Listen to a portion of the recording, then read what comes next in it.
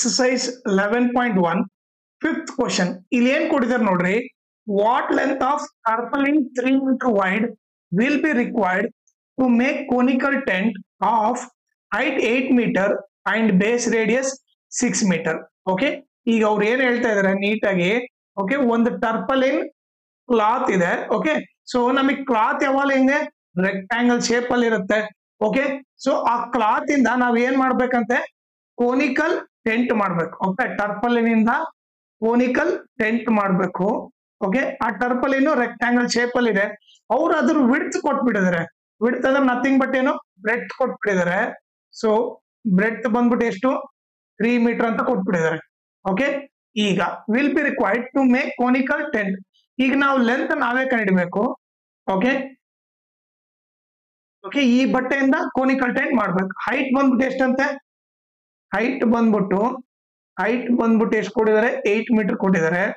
ಆಮೇಲೆ ರೇಡಿಯಸ್ ಬಂದ್ಬಿಟ್ಟು ಎಷ್ಟು ಕೊಟ್ಟಿದ್ದಾರೆ, ರೇಡಿಯಸ್ ಬಂದ್ಬಿಟ್ಟು 6 ಮೀಟರ್ ಅಂತ ಕೊಟ್ಟಿದ್ದಾರೆ. ಓಕೆ, ಈಗ ಫಸ್ಟ್ ನಾವ್ ಏನ್ ಕಂಡಿಡ್ಬೇಕು, ಎಲ್ ಕಂಡಿಡ್ಬೇಕು. ಓಕೆ, ಇಲ್ಲಿ ಎಲ್ ಫೈಂಡ್ ಔಟ್ ಮಾಡೋಣ. ಎಲ್ ಇಸ್ ಈಕ್ವಲ್ ಟು ಏನು, root h square plus R square. L is equal to root h value ಏನು, 8 ಸ್ಕ್ವೇರ್ ಪ್ಲಸ್ ರೇಡಿಯಸ್ ಬಂದ್ಬಿಟ್ಟು 6 ಸ್ಕ್ವೇರ್. ಸೊ ಏನಾಗುತ್ತೆ, L is equal to 8 square ಎಷ್ಟು, 64, 6 square 36. So 64 plus 36 ಎಷ್ಟಾಯ್ತು, 100 ಆಯ್ತು. L is equal to root 100 ಅಂದ್ರೆ nothing but ಏನು, 10 metre ಆಯ್ತು. Okay, so L value ಏನಾಯ್ತು, ಎಲ್ ವ್ಯಾಲ್ಯೂ ಬಂದ್ಬಿಟ್ಟು 10 ಮೀಟರ್ ಅಂತ ಗೊತ್ತಾಯ್ತು. ಓಕೆನಾ. ಈಗ ನಮಗೆ ಏನಂತಂದ್ರೆ, ಇವಾಗ ನಾವೇನು ಈ ರೆಕ್ಟಾಂಗಲ್ ಟರ್ಪಲಿನ್ ಇಂದ ಕೋನಿಕಲ್ ಟೆಂಟ್ ಮಾಡ್ಬೇಕು. ಸೊ ಅವಾಗ ಏನಾಗುತ್ತೆ, ಇದ್ರ ಏರಿಯಾ ಎಷ್ಟಿರುತ್ತೋ ಇದ್ರ ಏರಿಯಾ ಕೂಡ ಅಷ್ಟೇ ಇರ್ಬೇಕು. ಸೊ ನಾವ್ ಏನ್ ಬರೀಬಹುದು, area of rectangle is equal to. Okay, ಈಗ ಟೆಂಟ್ ಮಾಡ್ಬೇಕಂದ್ರೆ ನಾವು ಬಾಟಮ್ ಅಲ್ಲಿ ಟರ್ಪಲಿನ್ ಏನ್ ಹಾಕಲ್ಲ, ಹೌದಾ. ಸೊ ಬಾಟಮ್ ನ ಬಿಟ್ಬಿಡ್ತೀವಿ. ಬಾಟಮ್ ನ ಬಿಟ್ಟಿವಿ ಅಂದ್ರೆ ನಥಿಂಗ್ ಯಾವ್ದು ತಗೋಬೇಕು ನಾವು, ಬಾಟಮ್ ನ ಬಿಟ್ರೆ CSA ತಗೋಬೇಕು. ಸೊ CSA ಆಫ್ ಕೋನ್ ತಗೊಂತೀವಿ. ಓಕೆ, ಸಪೋಸ್ ಅವ್ರ ಬಾಟಮ್ ಅಲ್ಲಿ ಕೂಡ ಲೈಕ್ ಕ್ಲಾತ್ ಆಡ್ ಮಾಡಿದ್ರೆ ಅವಾಗ TSA ತಗೋಬೇಕು. ಓಕೆ, ಇಲ್ಲಿ ಅವ್ರು ಕ್ಲಾತ್ ಆಡ್ ಮಾಡಲ್ಲ ಕೋನಿಕಲ್ ಟೆಂಟಿಗೆ. ಸೊ CSA ತಗೋಬೇಕು. ಏರಿಯಾ ಆಫ್ ರೆಕ್ಟಾಂಗಲ್ ಫಾರ್ಮ್ ಏನು, length into breadth. CSA of cone form ಏನು, πr/l.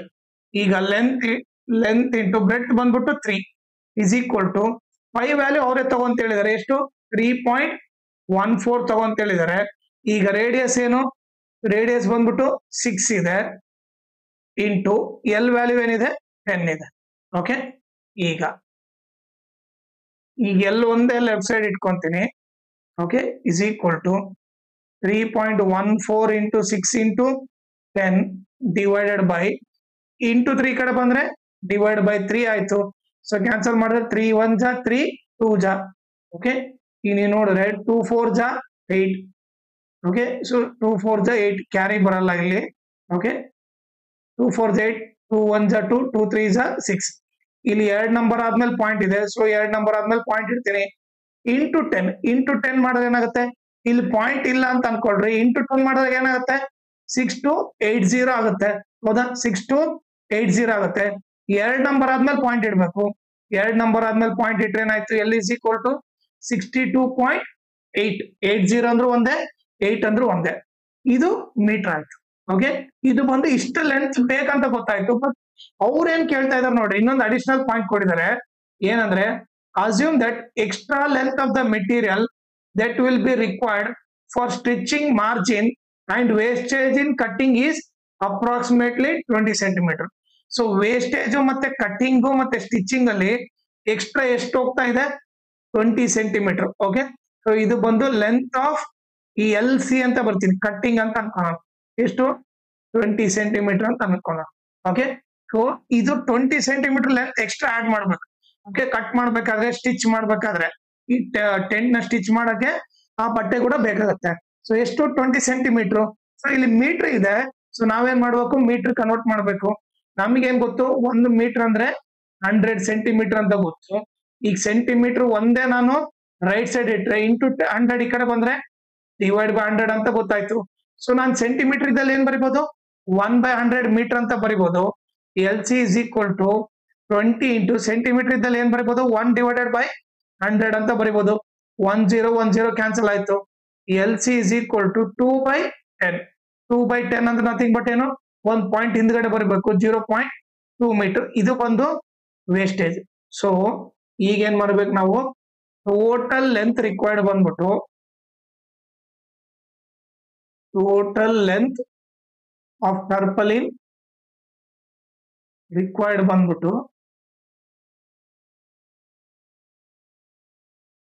ಎಂಟ್ ಮಾಡಕ್ಕೆ ಲೆಂತ್, ಈ ಲೆಂತ್ ಬೇಕು, ಪ್ಲಸ್ ಇದ್ರ ಜೊತೆಗೆ ವೇಸ್ಟೇಜ್ ಎಷ್ಟಾಗಿರುತ್ತೆ, LC ಅಂತ ಬರ್ತದೆ. ವೇಸ್ಟೇಜ್ ಮತ್ತೆ ಕಟ್ಟಿಂಗ್ ಮತ್ತೆ ಸ್ಟಿಚಿಂಗಿಗೆ ಅದನ್ನು ಕೂಡ ಆಡ್ ಮಾಡ್ಬೇಕು. ಸೊ ಇದು ಟೆಂಟ್ ಮಾಡಕ್ಕೆ, ಆಮೇಲೆ ಇದು ಸ್ಟಿಚಿಂಗ್ ಮಾಡಕ್ಕೆ. ಸೊ ಅವಾಗ ಏನಾಯ್ತು, ಎಲ್ ವ್ಯಾಲ್ಯೂ ಎಷ್ಟು 62.8 ಅಂತ ಬಂತು, ಪ್ಲಸ್ ಕಟ್ಟಿಂಗ್ ಸ್ಟಿಚಿಂಗ್ ಎಷ್ಟು ಎಕ್ಸ್ಟ್ರಾ ಖರ್ಚಾಯ್ತು, ಅದು ಮೀಟರ್ ಕನ್ವರ್ಟ್ ಮಾಡಿದ್ರೆ 0.2 ಆಯ್ತು. ಓಕೆ, ಇವ್ರಿಬ್ಬರನ್ನ ಆಡ್ ಮಾಡಿದ್ರೆ ಏನಾಗುತ್ತೆ ನೋಡ್ರಿ, 62.8 0.2 8 + 2 10 ಆಯ್ತು, 1 ಕ್ಯಾರಿ, 2 + 1 3 63. ಸೊ ಟೋಟಲ್ ಎಷ್ಟು 63 ಮೀಟರ್ ಬೇಕಾಗುತ್ತೆ.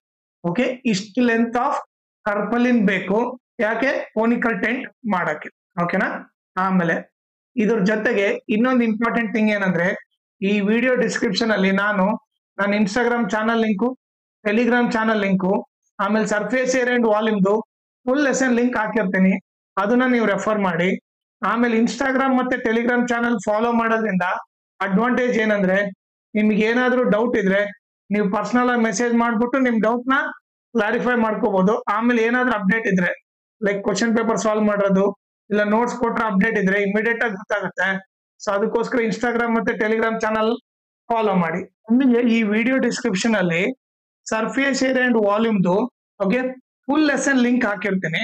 ಓಕೆ, ಅದರಿಂದ ಅಡ್ವಾಂಟೇಜ್ ಏನಂದ್ರೆ, ನೀವು ಆ ಲಿಂಕ್ ಪ್ರೆಸ್ ಮಾಡಿದ ತಕ್ಷಣ okay surface area and volume ಅಲ್ಲಿ ಇರೋ ಎಲ್ಲಾ ಕ್ವಶನ್ ಬರುತ್ತೆ.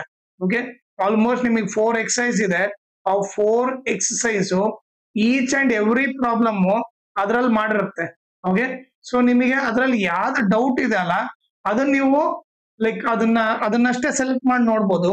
ಇಲ್ಲಾಂದ್ರೆ ಇಡೀ ಫುಲ್ ಲೆಸನ್ ನೀವು ಒಂದೇ ಸರಿ ಕಲಿಬಹುದು. ಓಕೆ, ಸೊ ಅದು ನೀಟಾಗಿ ಆರ್ಡರ್ ಅಲ್ಲಿ ಇರುತ್ತೆ.